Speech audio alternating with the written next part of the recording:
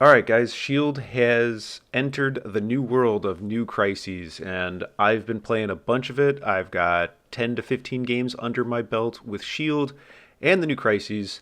I've got a list for you. I want to walk you through where we are and tell you the direction that I'm taking Shield in. And unlike most of these videos where I break down a list, I want to do it a little bit differently because the thing that's changed here is the crises. So we're going to start there. And the main thing you're going to notice about my shield list is that kind of the core intention of the crises, whereas has changed. Before they were about fighting, and now it's very much more a mid-range game, and we're paying to pay to flips. Okay, so why are we paying pay to flips in Shield, a faction that is historically not very good at pay to flips? There's kind of two big reasons here.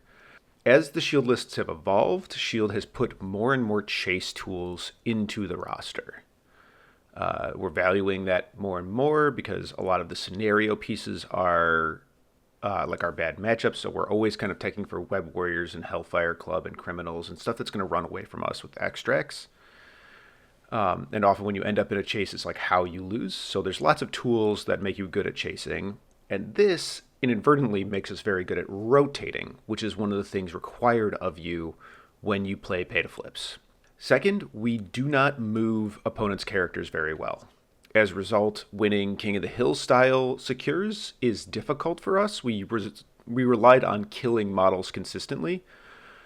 The new crises have sped the game up, so reliably killing models is not as good of a plan. Instead, we're on more of a pay to flip and pressure style gameplay here.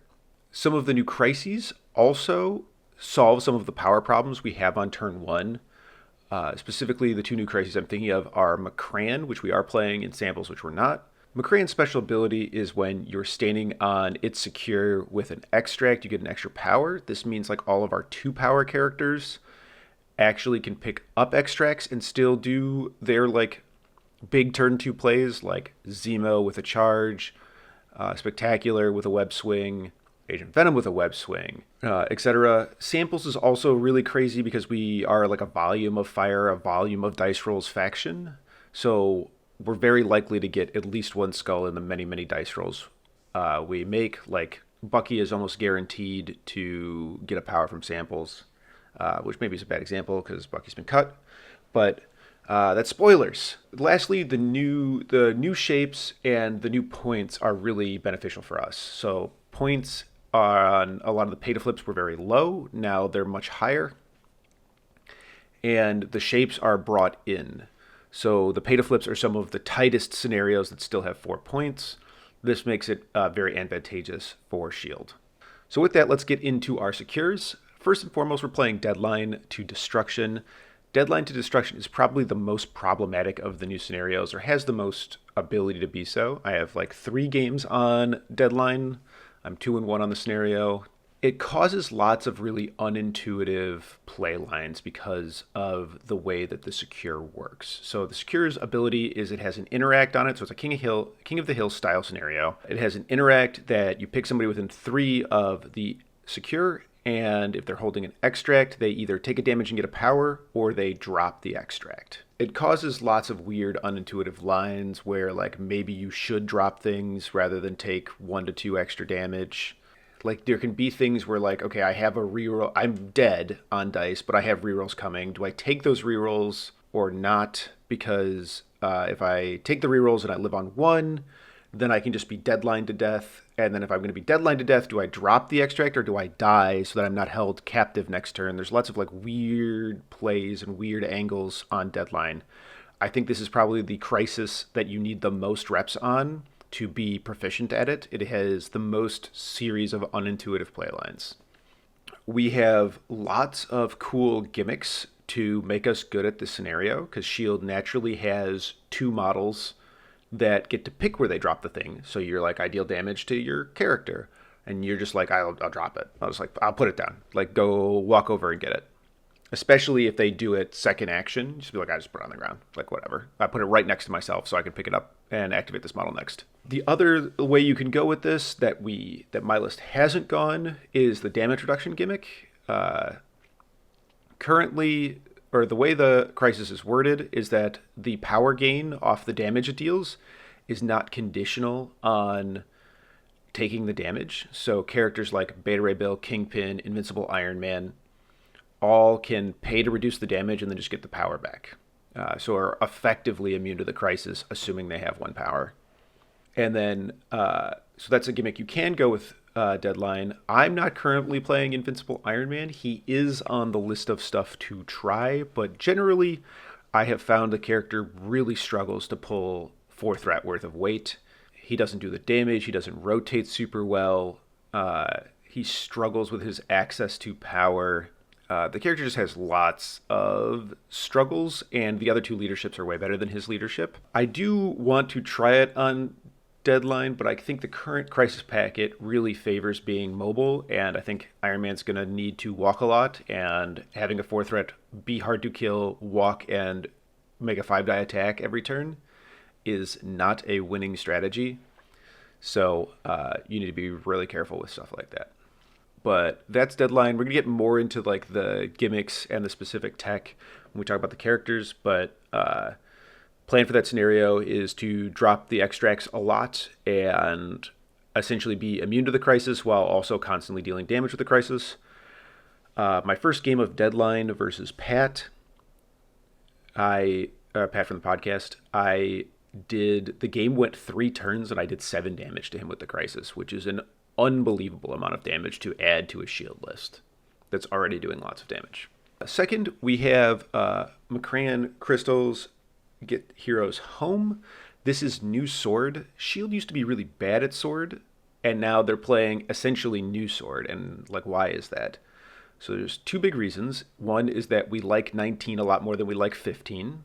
Traditionally, Shield's win rate goes up as points go up.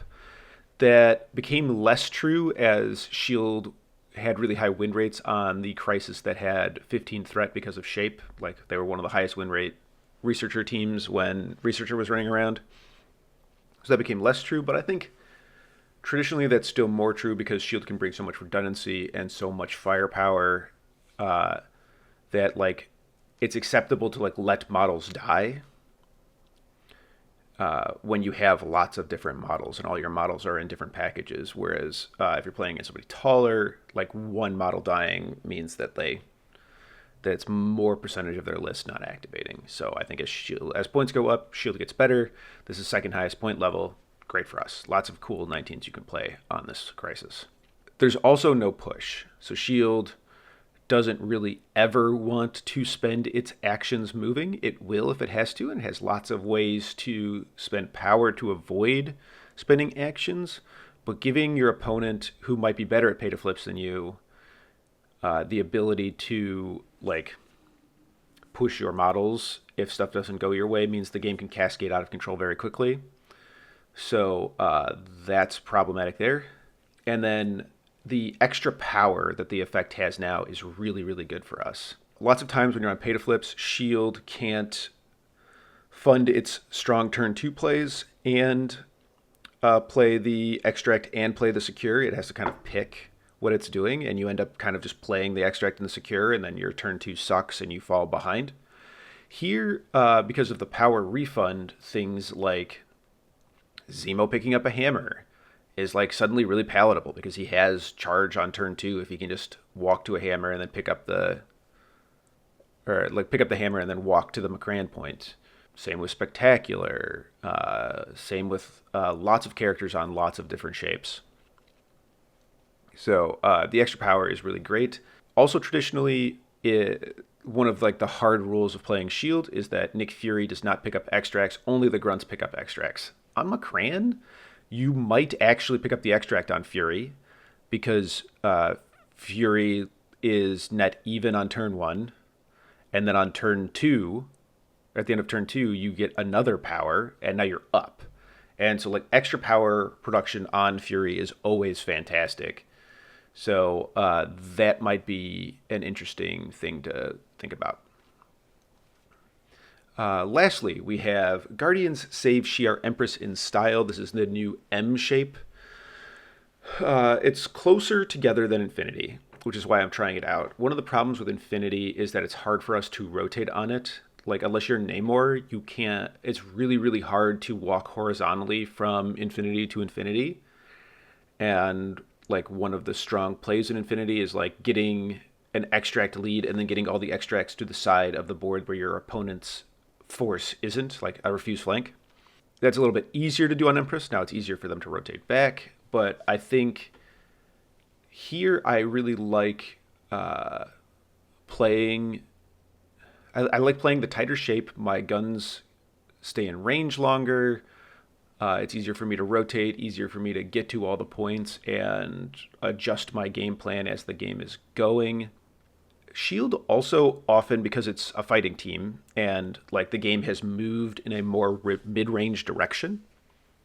So Shield is now a mid-range team that leans fighting. Because of this like change of role for Shield, it means that they are a team that is playing the scenario but often has their pieces of the scenario in harm's way, as in on the secures. So the like crisis effect of it's easier to flip it if you're holding an extract, that's a thing Shield's probably already doing anyway. So getting the ability to flip up over people easier is helpful. Okay, just let me know when you start. We're already rolling. Just say the thing. Hello. Are you tired of other wargamers telling you, an MCP player, that you have no friends? Well, come on down to Squad Goals, where you and your two very real friends can play MCP together in this all new... It's not new. In this very team format. Come on down to Chicago. It's in Niles. Come to close to Chicago in May. 3rd and 4th. 3rd and 4th for all the MCP excitement. And if you fall into that old MCP stereotype of having no friends, don't worry. Hop on Alfredo's Discord and trick 2 people into becoming your friend. Tell them about the website. Just go to the website squadgoalsmcp.com. Sign up today. Ugh. All right, moving to extracts. Extracts has changed the least. Shield has kind of been searching for a researcher replacement since researcher was banned, and arguably been searching for researcher replacement since Asgard came out, who was finally a team that stomped them at researcher. But we are sticking with some classics. We have Montesi and Fear Grips, or Hammers. Shield is still one of the best Hammers teams. I have cut Bucky currently, and he may come back in as he's a fantastic Hammer spot, but I think I'm reading the meta that, like, while Hammers is still going to be very popular, I am still really hoping that even cutting my best Hammers piece, all the other really good Hammers pieces in the list will carry me through while I'm making some other meta decisions with my flexible picks. Because we still have like the shield agents. Zemo's still very good at it. Agent Venom loves a hammer. Like every character in the game loves a hammer. Also, like Namor loves hammers because of his drop all ability and can really easily pick them up and, you know, like capitalize that into either being very far away or dealing lots of damage to staggered things that don't threaten him as much as he threatened them. So hammer's still really good for shield. Then we have Montesi, which we're keeping around. It's the last E format left in the game. Grunts are still great with the Montesi book because even though they don't get their reroll, they still get the opportunity to make Fury more power by putting the beam on more things. I'm a little bit worried about this extract in general because I still think the game is very much when you have priority, you pick your secures, which means I'm mostly going to be playing Montesi when I don't have priority, and most teams are going to be playing one safe grab, so they safe grab the middle. I'm starting down. I am kind of leaning on Fury's leadership there, or them not being able to play a safe grab and be projecting a ton of threat to the middle line and using the grunts to grab it. But like teams like X-Men or anybody splashing Namor that have like really good middle safe grabs are a little bit worrisome on Montesi, but I'm hoping that the fact that it's a little bit slower will give me time to wrestle it back and kind of play the secure and, you know, give me room to outplay them on that crisis setup. Lastly, our new crisis is Inhumans deploy advanced weaponry. this is like the new Montesi. It has the old version of the Montesi book where it's a Montesi book, but it's energy typed. Otherwise, it's exactly the same. And then it has 4 books instead of 3 books, or in this case, weapons. It being on the midline and very widely spread is actually excellent for Shield. There's lots of really interesting plays you can do with Shield here. I really like the Sitrep play you can do on this crisis where you have Fury activate first. His grunts go and they grab an extract. Fury plays Sitrep on somebody on the other side of the board and walks them short forward so that they are now, ideally you do this on a fasto, so they can safe grab now because they've been like advanced deployed short on the next activation, and then Fury double runs to stand near the grunts to get the extra power from when they die, so that you have like 2 pseudo safe grabs, because the grunts can drop it back to you, and the other person can grab either one, even if they don't grab one. And I think it can offer you just like lots and lots of options. It's also really good because most people don't have double safe grabs on. Most teams aren't playing 2 safe grabs, and so if you're the team that's playing 2 safe grabs and a team that projects a lot of threat at the middle, means that they're going to give you turn 1 shooting options off the rip, or they're going to give you crisis advantage, which is fantastic. We're looking for crisis advantage. So that's our overall plan for crises. So we're moving in a pay-to-flip style, and we're still kind of we're moving towards being a mid-range team with a focus on fighting, where we're still looking to eliminate activations. We're still looking to play a strong second activation out of a turn while trying to take activations away from them. All right, so let's talk about characters. Nick Fury Jr. is still the best leader in S.H.I.E.L.D. in my opinion. I think the new Crisis have pushed us more towards Nick Fury Jr. and farther away from Namor, which I think is somewhat unintuitive at first blush. Nick Fury still defines S.H.I.E.L.D. The leadership's more relevant than ever because there's more crises points, so like having the aggressive to get back on them, and you're more likely to be down exactly 1 point on turn 1 because of the way that certain new crises exist, and like the change to the new paranoia style where you can get 1 extract and they can get 3 and you end up being 3-2. He has enormous damage output. The grunts are really interesting on Deadline to Destruction because you are like, all right, grunts, take a damage or drop the objective. And the grunts are like, I dropped the objective right next to myself, not near you. Do you want to come over to Nick and pick this up, and then I will double tap you with the grunts and Nick? Or do you want to let me just pick up this extract again and just F off?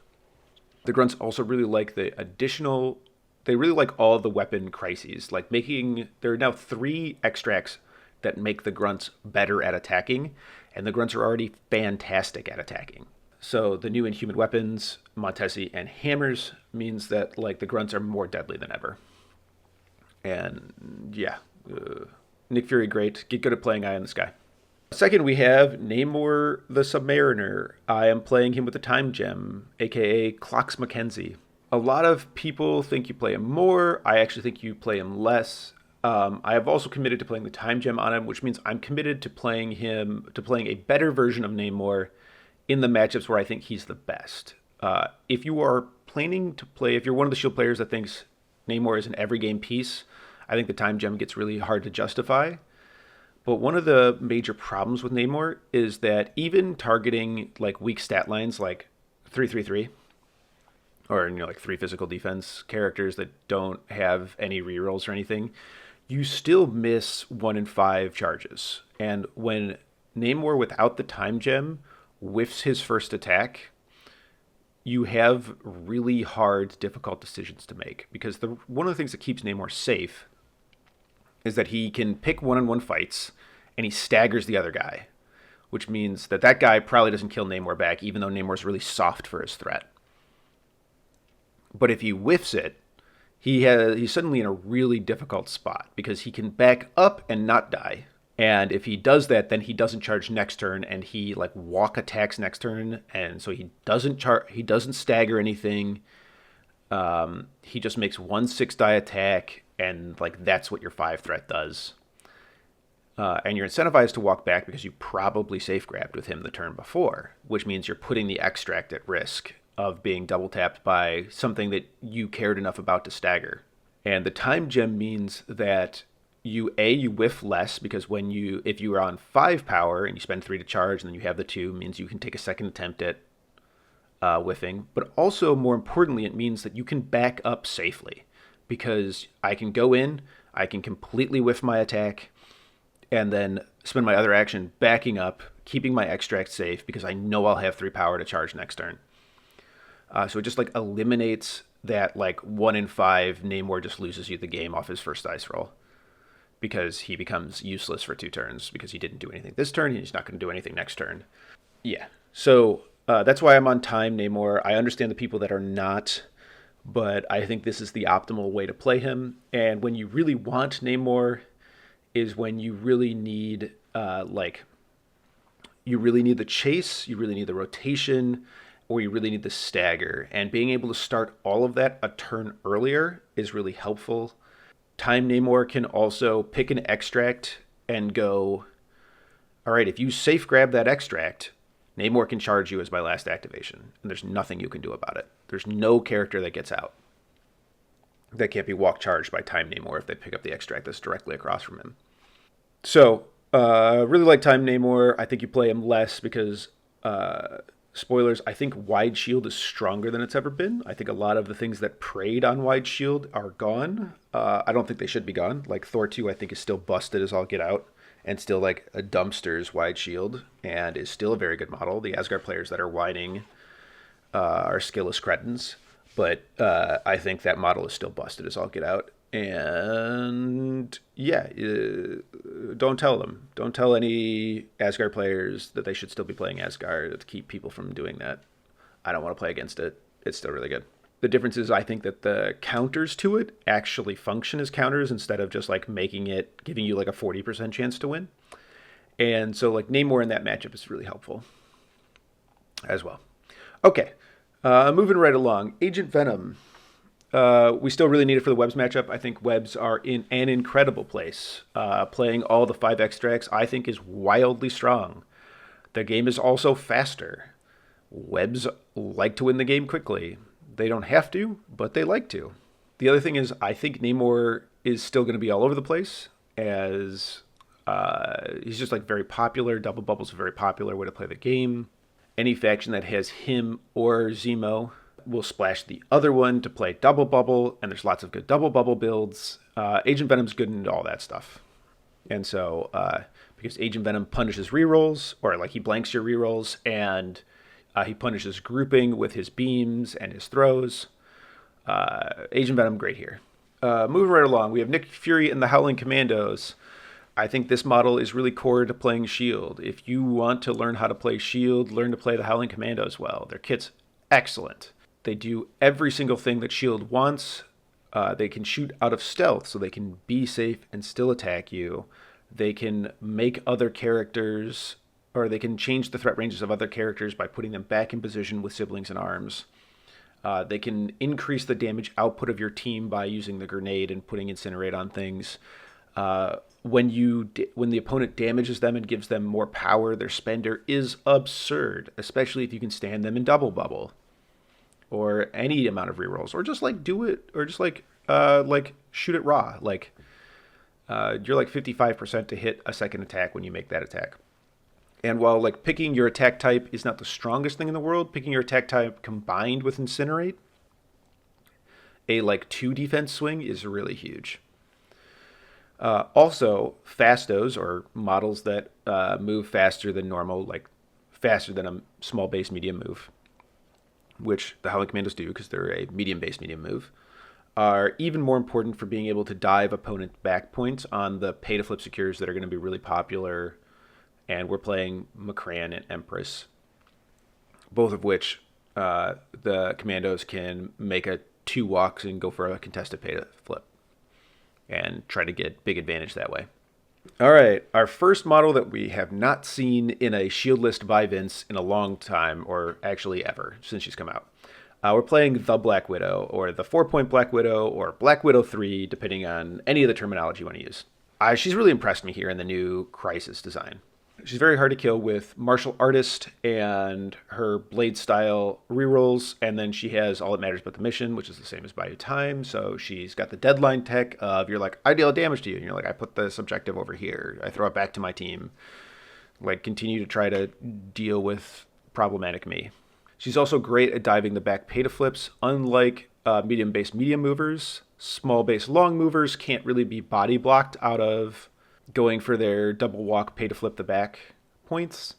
And also when she does that, that's kind of where she wants to be, because Widow is most tanky when she's within 2 of a character attacking her and least tanky when she's within 3.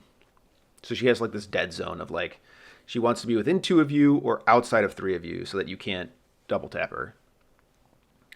Widow standing on an objective right in their faces, hopefully doing some shocks, is a really excellent character to.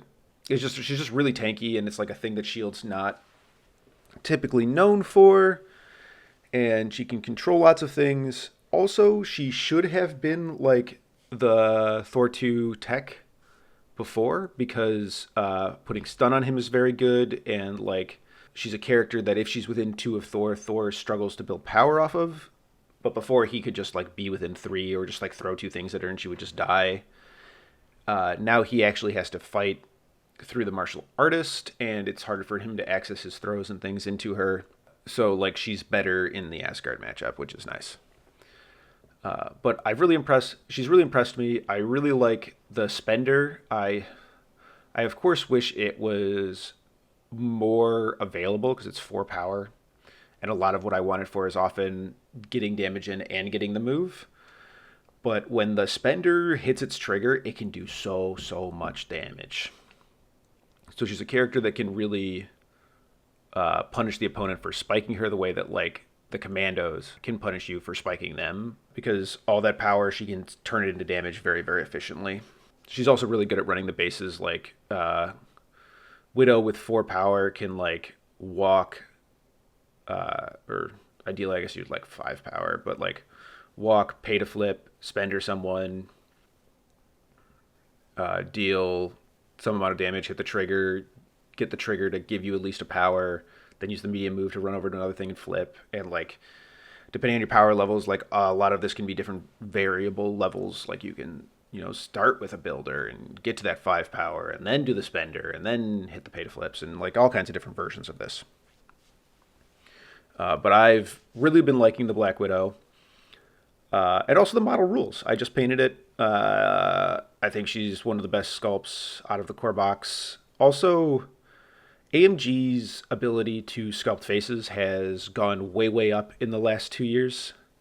They're just getting way better at their craft. And AMG, I know you listen to these. I see you. I see what you're doing. Great job. Keep it up. You're really elevating, I think, the sculpting side of your game. You're not quite to GW territory, but you are getting there. Keep going. All right. Moving right along, we've got Spectacular Spider-Man. I think Spectacular Spider-Man is a character we were kind of forced to play before as a way to get chased, to play scenario. And now that the game is moving more scenario, Spectacular is just showing himself to be an even more incredible piece. Also, we've seen a bunch of teams play and splash Spectacular where they can abuse the fact that the thing that makes Spectacular balanced is he has low access to power. So like teams like Hellfire or A-Force were playing Spectacular and cheating power onto him and making him a much stronger character than he is in S.H.I.E.L.D. Now there are scenarios that do that. With Kraan and Samples, Spectacular is great at both of those. Like, it always sucks to get skull locked with Spectacular, but that giving you an extra power can like really change how much Spectacular does. All right. The last S.H.I.E.L.D. model we are playing is Iron Man 1. This is tech for a couple different things. First of all, I think the 2 most broken models in the game now are Shang-Chi and Hulk 1. Iron Man is very good into both of those. Shang-Chi doesn't like to be shot with energy attacks from outside of 3. Iron Man both has a good energy attack that is range 4, but also has the ability to shoot a Shang-Chi that is within 2 of him, hit the wild push, make him outside of range 3 and make his second shot very good. He also, while you'd be like worried at using Iron Man's sometimes low attack dice or like getting punished by attacking within range 2 of Shang-Chi, his likelihood to actually get thrown by the no damage Shang-Chi thing is pretty low if you can do the by Friday AI dice, because you're like 55% to hit the wild push. So it just means like half the time it just can't happen to you if you hit the wild. You just push him away and you're fine.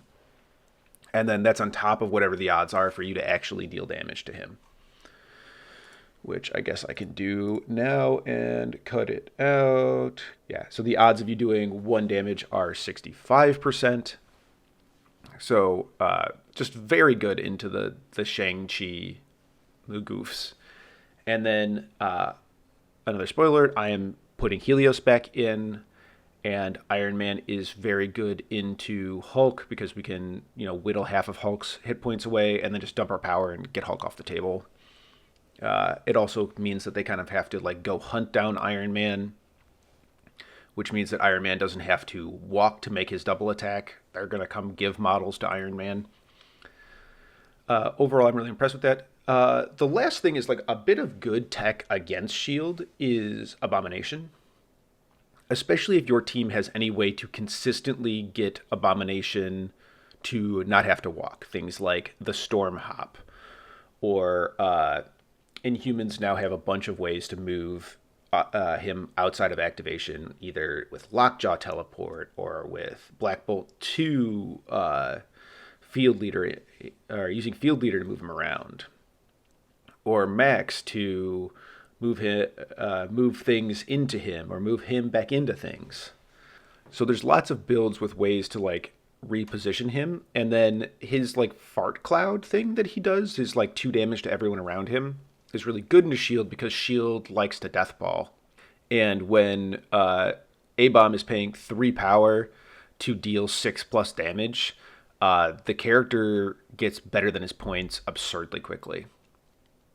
So Iron Man's another good way to like constantly displace a size 4+ character. And then also you can Helios his big bucket of hit points if you want. So combining that with Namor gives you lots of like play into Abomination. And in the pushes also, the push is just still good. Love it. Okay, let's talk about our 3 splash characters. First of all, we got Zemo. Double Bubble's too good to like not at least threaten. Also, Zemo's just really good at chase. He's still the best 3 in the game. He's good at all the scenarios we like, where like Zemo wields a hammer very well. When it's like Hammer's Kraan, he can both pick up the hammer and stay on the point and have charge next turn. And lots of things in threat to charge, while providing the like defensive bubble to a lot of things. I think Zemo's very, very good. I think you're going to see a lot of Zemo in factions in general. The character's great. I don't need to sell you on him. If you don't know the Zemo's good, go play some Zemo. We're playing Bullseye. It's even more important to splash Bullseye because we're playing Widow as a 4 threat. So having our 2 threats share an alias with one of our most played 4 threats is problematic. So it's even more important to splash Bullseye, but he's just really an incredible 2 in S.H.I.E.L.D. His floor just being 2 damage is fantastic. He also has chase with hidden run. He can kind of do the toad roll and be somewhat evasive when you need him to pick up extracts and kind of be safe, like get shot once, parting shot out. He can also do some of the shield trickery where like a 1 health character can't attack anyone in this bubble because it might get sacked to Bullseye and then Bullseye might kill them, killing their activation. Lots of cool stuff like that. All right, lastly, we have Yondu. I am splashing Yondu here. This is the model most likely to leave this list. So before you, a S.H.I.E.L.D. player, run out and buy Yondu on my recommendation only to see me not playing him a month from now, be aware, proxy him out for yourself, give him some reps. But here's the idea. Yondu is absolutely excellent deadline tech. So the idea of our full deadline picture is we're playing, our first 12 points are Yondu, Widow, Fury Jr. With these 12 points, we have Grunts that pick where the extract is dropped, Widow, who picks where the extract is dropped, and then Yondu, who, when you use Deadline on a character that can't pick where the extract is dropped, they drop it and Yondu picks it up. So we have lots and lots of goofy ways to protect the extracts while we're playing Deadline, making us immune to Deadline and constantly doing Deadline damage to you. Yondu also has pretty good chase. He has hit and run. He has a range 5 gun. His gun does slow. So he's good into the webs matchup, making them easier to chase down. I've played his card a bunch. I think the card is kind of a trap, at least from my list. Almost every shield card will be better than that. And I think just Yondu's power is best spent on mobility and trying to fish for the extra attacks with Whistle While You Work. That's good. Yondu's also excellent into Scoundrels. So with Scoundrels, you want to play like Yondu and Agent Venom. So you have 2 characters that ignore cover. And then Bullseye, another character that ignores cover. Letting you just like do lots and lots of attacks that don't have the damage reduction on them. That's really good. Unfortunately, as I've played him, I've been really disappointed with his output.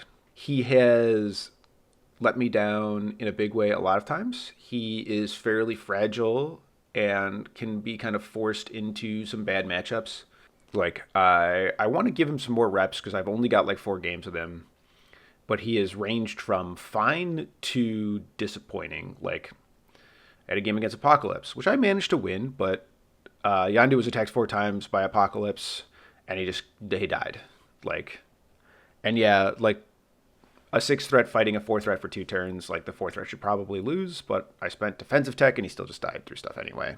Oh, Yondu's also good into Shang-Chi, as he can both shoot Shang-Chi from outside of 3 very easily, and also extract himself from inside of 3 easily as well. And then, like, because Shang-Chi's throw, like if you fail to do damage to Shang-Chi, and he throws you off the point or whatever, or throws you into a bad position, Hidden Run goes after that, so you can then fix your positioning with Hidden Run. So he has, like, good anti-Shang tech. So, yeah, I want to give Yondu some more looks. Other models I've tried here. I tried Max here from the new Inhumans box. I think I was overall just let down by it. I think he's just like worse in shield than Dynamo. Max has some cool tech here, but it just didn't work out for me. I think he's too rigid, and we have to use too much of the shield tech that we want to use to like make sure Fury's doing stuff on him to make sure he's doing stuff. And so we just need to be splashing kind of independent models. The last model this could be, I think this should probably just be Dynamo again. I know a lot of people are really thinking that Dynamo is dead because E-Shape is dead. But I think on especially like the sword shape and intrusions and meteors, Dynamo is still alive and well. And like shoring up Shield's kind of bad matchups on those like let's all fight in the same morass secures, I think will be probably tech that I want a lot, and it's probably worth giving up the Deadline tech. And that also turns on a lot of the like scary turn 1s that Sitrep and Dynamo can do. All right, lastly, let's get into tactics cards. We're playing Brace. Wow, surprise. I'm playing Brace for Impact in a competitive roster. Ooh my, the most played card. Oh, Vince, you're so original. But Shield's really important for Brace is really important for Shield because a lot of our models are fragile, and getting to activate a model where without this tactics card we wouldn't get to activate the model is really, really important. And especially because modern MCP has throws everywhere. Also, an important thing that if you have not played a lot of Shield lately, if you look at my list, there are not a lot of throws. It is very easy to blank their Brace by just not playing Shield models, because almost every list in Marvel has Brace for Impact in it. And so as a result, if you just don't play characters with throws and you just get your power from elsewhere, sometimes they play down a tactics card. And then once your meta adapts to that, you can double down on it, because now you can play your throw characters, and you can play your like one character with a throw, and they don't have Brace. And so it's like you just get to, they don't ignore your first throw. So, I don't know. It's good. Sacrifice, Shield likes to ball up a lot. Damage mitigation's real big for Shield because, you can put the attacks into characters that have already activated to try to guarantee your activations, splitting up your damage. Picking where your damage goes is just very strong. Sacrifice, awesome. Playing Battlefield Medicine. Battlefield Medicine is more often about clearing the condition than it is healing because a lot of shield models kind of die in 1 or 2 attacks anyway, and 3 health doesn't always guarantee that you're going to take 1 more attack or change the number of attacks it's going to take to kill you. But the condition clear is enormous. It's the reason Shield has the best Namor, is because in the Namor and Namor fight, you can go into their Namor, you stagger them, he doesn't kill you back. Awesome. They come into you, they stagger you, you live, you play Battlefield Medicine, you pull the stagger, you heal 3, you stagger their Namor, you're winning the Namor fight. Battlefield Medicine is the reason that Namor is best in Shield. Gotta play it. If Namor's on the battlefield, Battlefield Medicine's on the battlefield. Eye in the Sky is defining for Shield because I think that Nick Fury Jr. is defining for Shield. Watch my video. It's linked up in the corner here on how Eye in the Sky works. I think it's one of the best videos I've ever made. It doesn't have probably nearly the views that this video has, but if you don't know how this card works, go watch that. How well you play Eye in the Sky often determines how good of a Shield player you are. That being said, because of Namor and Namor leadership and Namor being strong, and there being builds of Shield, there are now builds of Shield where you do not put Nick Fury on the battlefield, and that can be empirically correct. So, Eye in the Sky is both incredibly important to how to play Shield, but also is less important than it has been in the past. But play Eye in the Sky. It's good. It's cool. Sitrep. Sitrep is less good than it was before because there aren't as many strong attrition plays by Sitrepping up Thanos or Dynamo and getting to touch lots of things that you shouldn't have been allowed to touch. So there's fewer strong attrition plays with that, but there's still some exciting safe grab opportunities on Skrulls or on Inhuman Weapons, where you can go grab an extract with the Fury Grunts, have Fury play Sitrep on Widow, and then Widow threatens a safe grab, or you can safe grab with Namor, especially if you're playing clocks like I am, and then play Sitrep on someone. Namor will still have charge next turn, and you can do double safe grabs. I think the vast majority of teams are going to bring 1 safe grab. Sitrep opens up the opportunity for Shield to have 2 pseudo safe grabs, putting us kind of ahead of the pack there. Shieldmobile. This is an essential part of our ability to chase and rotate. If you are sitting and staring at your Shield roster or Shield team you're building, and you don't know what your 5th card should be, it should be Shieldmobile. The ability to, this can just pull you out of bad game states where, you need to kill an extract, or you need to go flip a point, or you lose the game. Being able to move along without an action can be incredibly strong. It can also let you set up really strong attrition plays. It can also save greedy extract plays where you double walk Widow to the midline, you pick up an extract, and then they spike 3 damage onto Widow.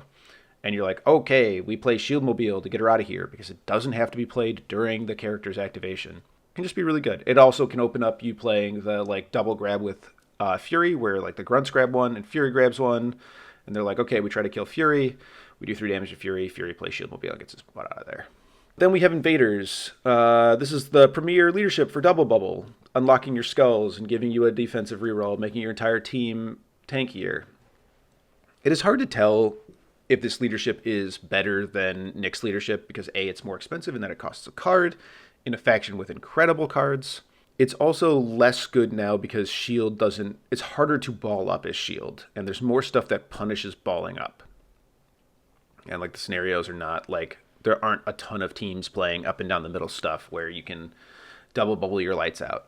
But I think it belongs here. I think it's still good. I think there'll still be matchups and situations where playing Fury is difficult. And having a good leadership on a tactics card is worth it. The card is absolutely worth a tactics card slot. It just is expensive. Its opportunity cost is high. We're playing Helios. Helios is back, baby, because I think big things that get Helios are back.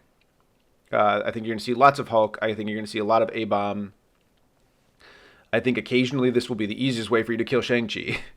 Helios is also In the Asgard matchup, it can be tough to play because you have to like bait out. You have to bait out Odin's before you can get to play it, but also it means that they either have to chase down Iron Man or they have to like eat your first spike instead of just playing Odin's on it fearlessly and just like continuing to like have their great Asgard time because they're scared of being Helios at any given moment once the card's gone. But yeah, Helios is good. Last two cards are the least played cards in the list and can be replaced here. But first I'm playing I Am a Baron After All. We have Zemo. You can use it to set up cheeky turn 1 charges. Although, also with Sitrep being worse than it's ever been, that makes I Am a Baron actually potentially hit the table, which was its problem before, was like there was always 5 shield cards better than I Am a Baron. I'm not sure that's as true anymore, so I think it can see some play, and you play quite a bit of Zemo, so I think that's interesting here. I have Survival in as my last card. I'm not sure how often you play this. I kind of think this is good in the Asgard matchup because it can let you protect one model, and it also means that that model can't be like splash damaged too, which is often the problem of like Thor comes in, he kills 2 models, and then puts the third model to a point where pity and counterattack threaten to just kill it if you attack Thor. Survival can help with that. Okay, so that's my shield list. You can find it linked down in the description. Here's a quick image of it, or over here, whatever. Let me know what you think of it and what you're doing with your shield list. Also, let me know what faction you want me to cover with one of these next. And don't forget that fun is a finite resource.